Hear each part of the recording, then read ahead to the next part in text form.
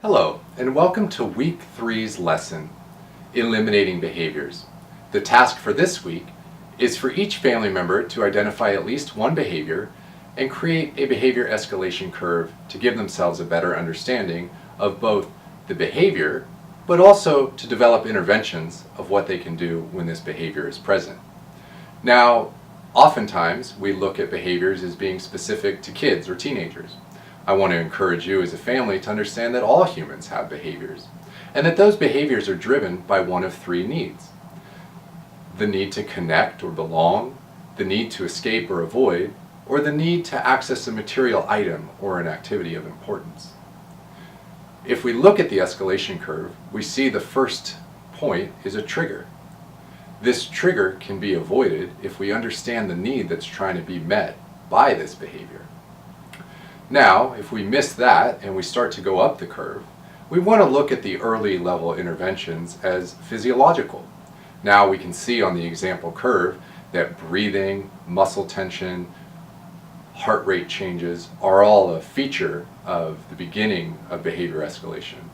So simple breathing techniques like 5 seconds in through your nose and 5 seconds out through your mouth, or progressive muscle relaxation techniques where you purposely tense your muscles and release over the course of about 10 seconds can be effective.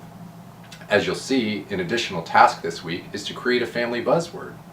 As we increase our escalation and get near the top of the curve, we realize that it's more difficult to just stop and breathe or relax our muscles intentionally. We really need to get away. We need to escape.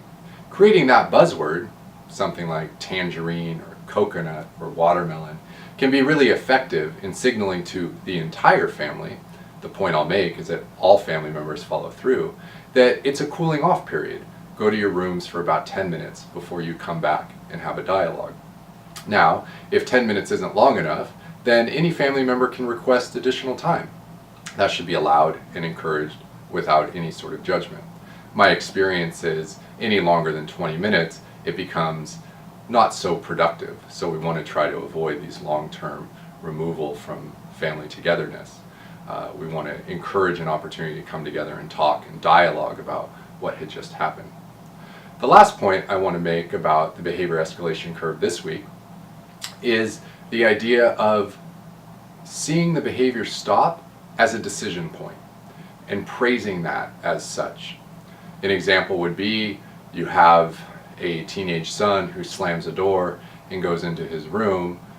Well, the minute he comes back and reintroduces himself to the family should be the moment of praise.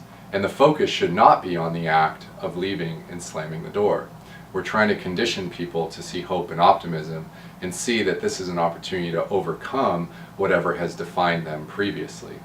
So take the risk, challenge your own fears, need to control and such, and move your family forward by understanding how behaviors root themselves and ultimately how to eliminate them. I look forward to seeing you for next week's lesson. Thank you.